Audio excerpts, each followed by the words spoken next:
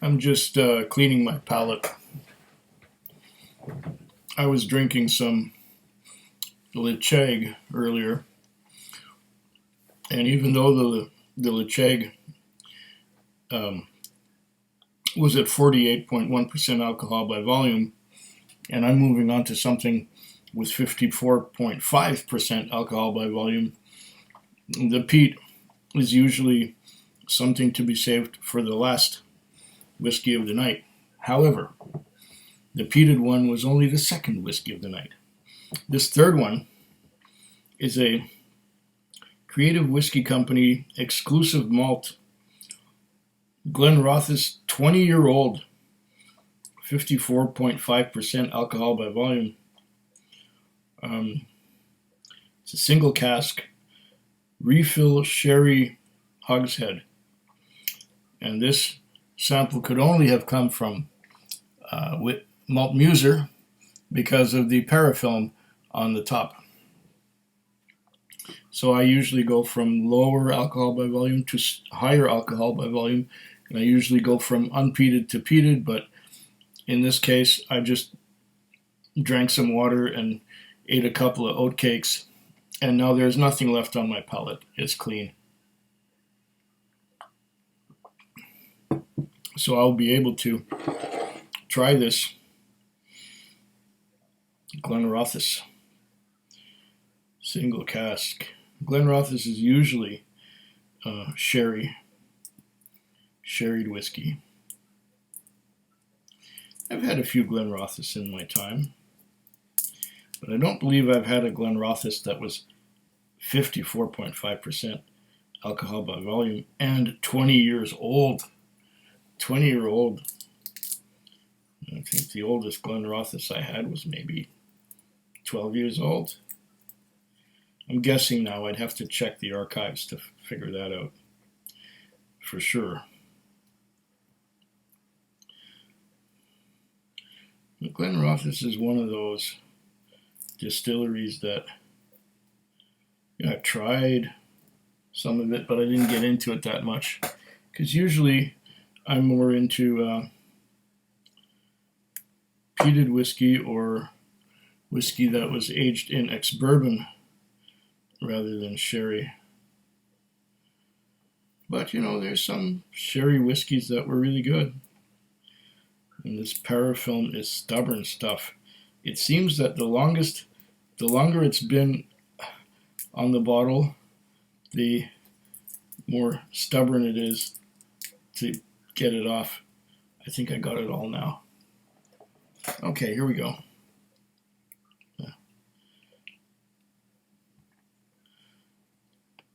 Got our little plastic thingy here in our little plastic cap. And I will pour a 2-ounce quig-sized dram because that's what comes in the bottle. Quig-sized bottle. All right. Oh, I'm smelling the sherry already.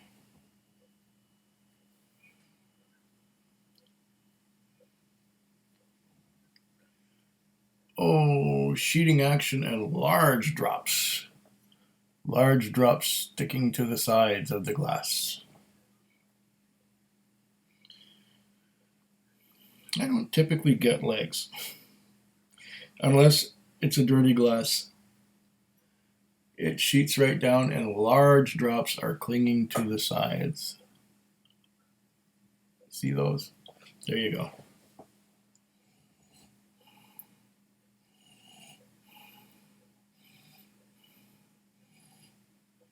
Okay.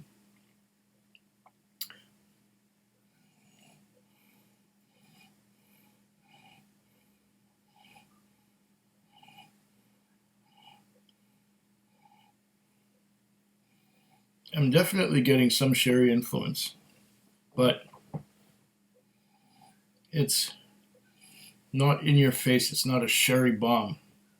There is a sherry influence, yes, but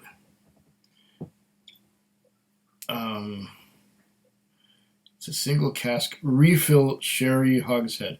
Now, the refill part is what makes it less in your face. If it was first fill sherry, it would be much, well, darker at 20 years, and it would be more dark fruits here. Here I'm getting some dark fruits, but it's a lighter touch. Figs, dates, raisins, yes, but a lighter touch. It's not in your face. There is probably something else going on here. It may take me a while to detect it. The dark fruits are there, but not completely in your face, not overpowering. This is the kind of sherry maturation that I like. It's there, yes, but it's not everything.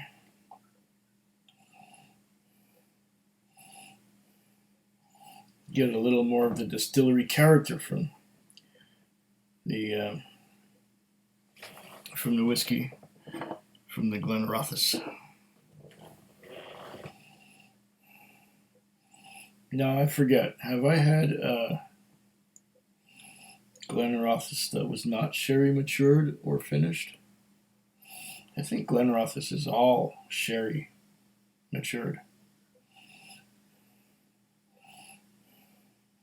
But this is a special one, being a single cask.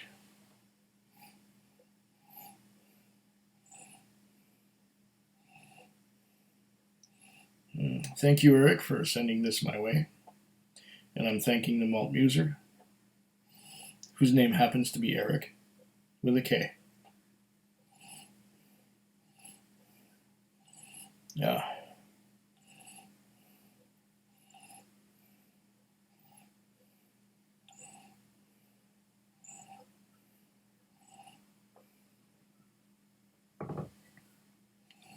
The sherry is always there. But it's lighter.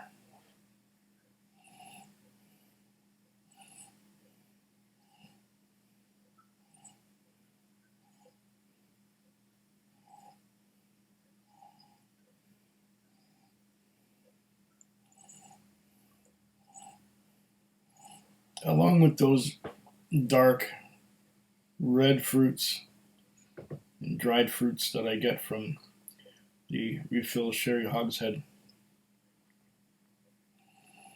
I'm also getting some orchard fruits, a little bit of apple and pear,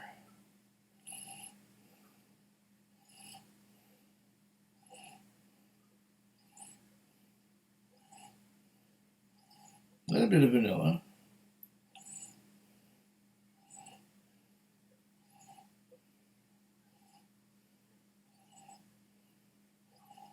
a little bit of cinnamon.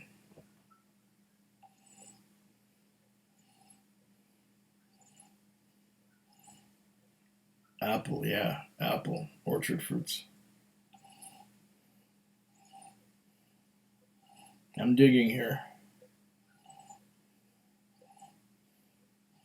Now the apple, as time goes on, the apple is more prominent than the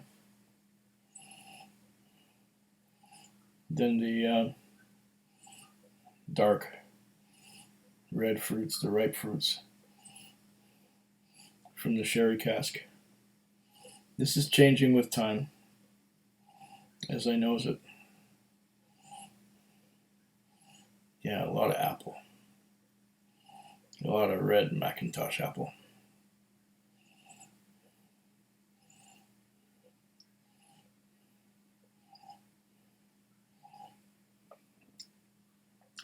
Apple skin mostly. More apple skin than apple flesh, if that makes any sense.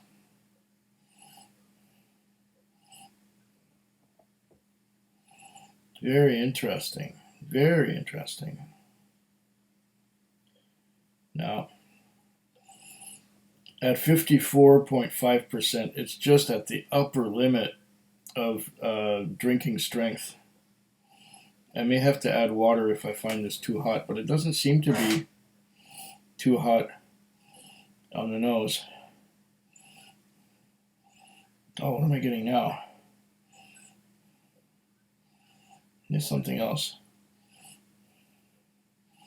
Caramel? Yes.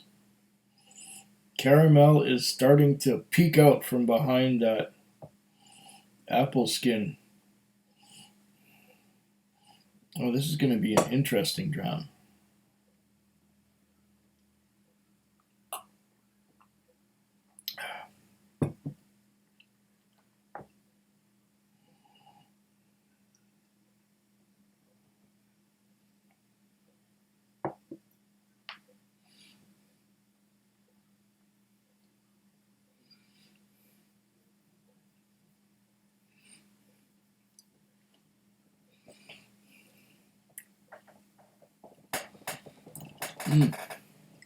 Oh,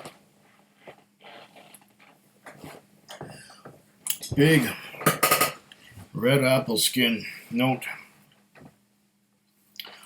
followed by dark ripe fruits coming in from the sherry cask. And yes, this is at the very upper limit of neat drinkability, or drinkability neat.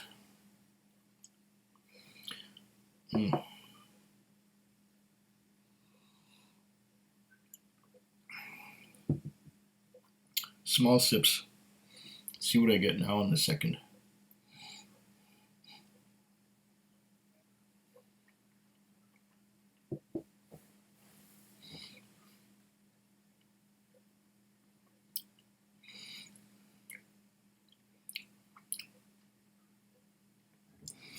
Okay. Along with that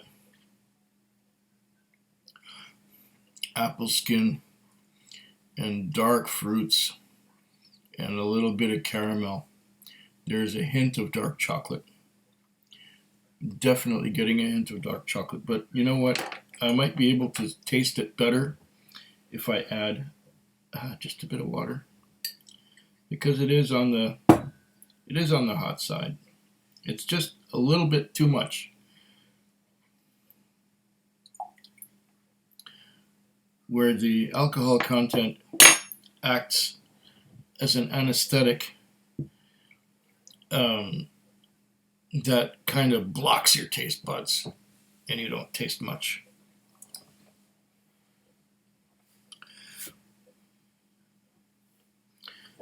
Okay, now that I've added a bit of water, I'm going to try it again.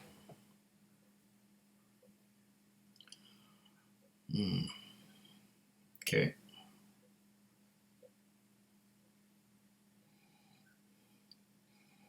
Oh, okay. Now that I've added water, I'm getting more dark chocolate than I was getting before.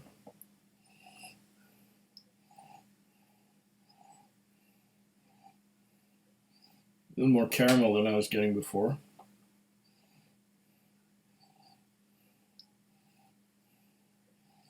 The red apple skins are still there, along with some dark chocolate. Or is it Tootsie Roll chocolate? I'll get back to that. Dark fruits from the refill hogshead.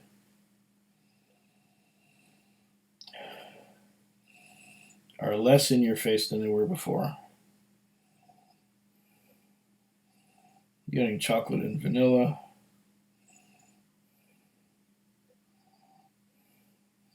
The chocolate's a bit elusive because it's there and then it's gone. And it's there and it's gone.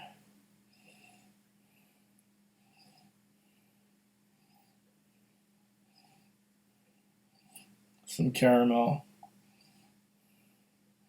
Red apple skins.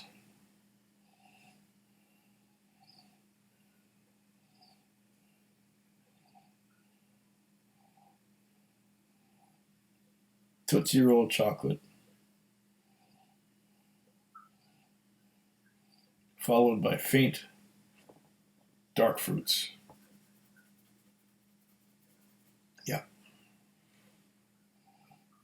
Now with the water, what will it taste like?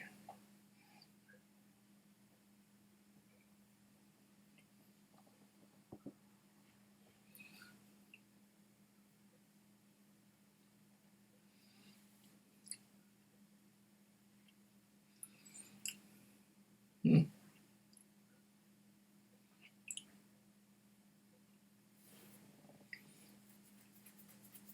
On the nose, I was getting less red fruits and dark fruits.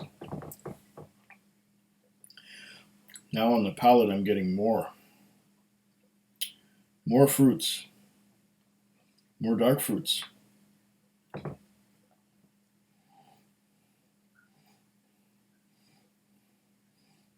A little bit of blackberry on the nose, too.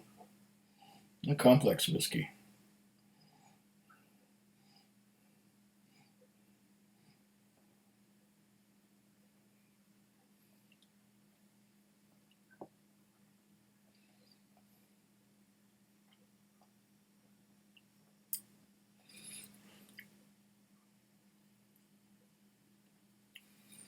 Yep.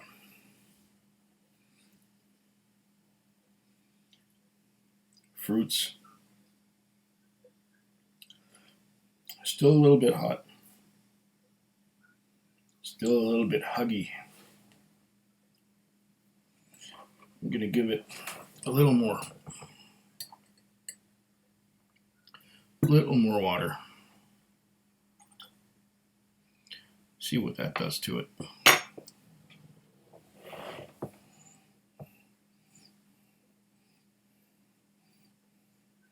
Still a little bit too alcohol forward for my liking.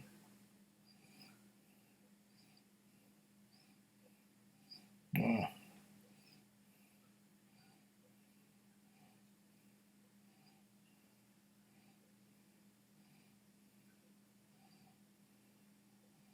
Mm.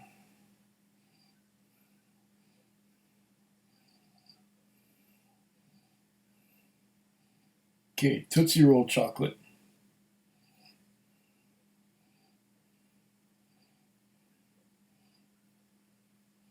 Caramel.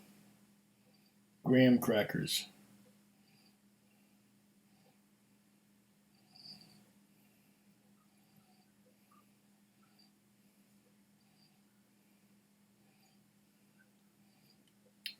Some ripe fruits and berries.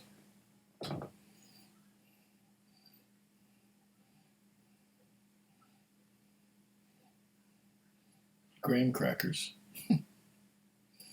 Ah.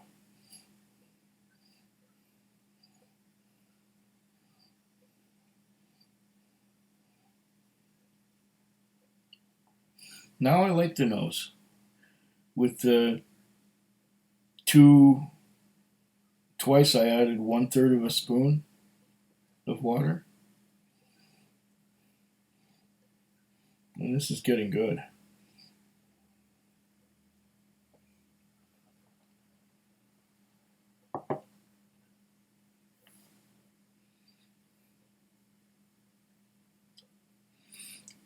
Okay. Oh. Oh. Yeah. Now I've dialed it in. The, the dark fruits and berries are intense now. And there's not so much alcohol that it's numbing my senses. Now I'm tasting. Now I'm tasting stuff.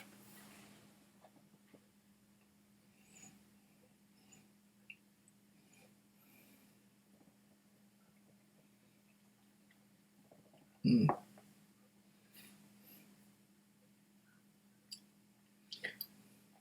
Oh yeah.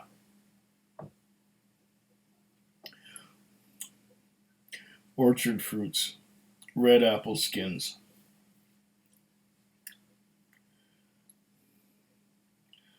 a little bit of blackberry, a little bit of Tootsie Roll chocolate. just a lot of good things going on. And it's really, really mouth-watering. It's really coming through.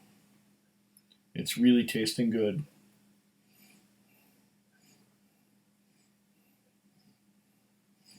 This is, when you're patient enough with the water, this is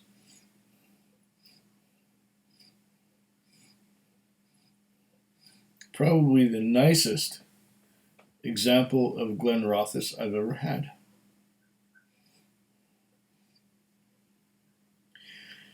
Other examples of Glenrothes that I have had were pour and play. You just pour it and play. This one, you got to be patient with it. You got to bring the ABV down to something that's more easily drinkable. Otherwise, it'll just anesthetize you and burn you.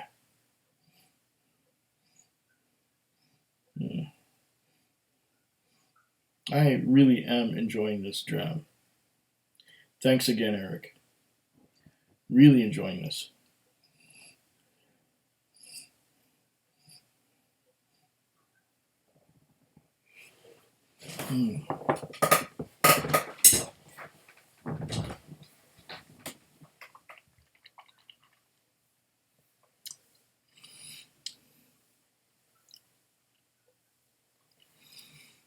Oh yeah. Oh yeah. Now I'm getting some oak tannins towards the end. Oak tannins.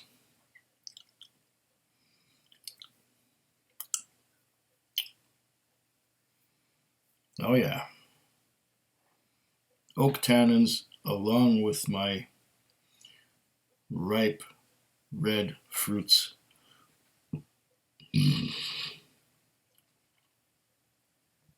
In my red apple skins. Ooh, wow. That is strong.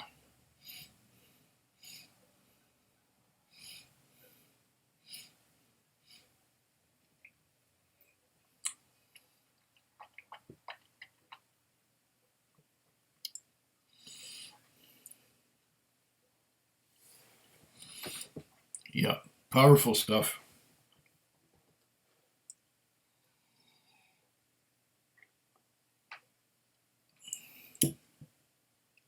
Got to take your time with this. Because it's mean. It's powerful. But the one I'm moving on to after this will be even more, well, it's got a higher alcohol by volume content. Anyhow, I like this. It's quite a nice example of a whiskey, of a Scotch whiskey that typically, it's a Speyside, but it's a really strong Speyside. It's not just sweet and easily drinkable like most of them, thanks to the high ABV.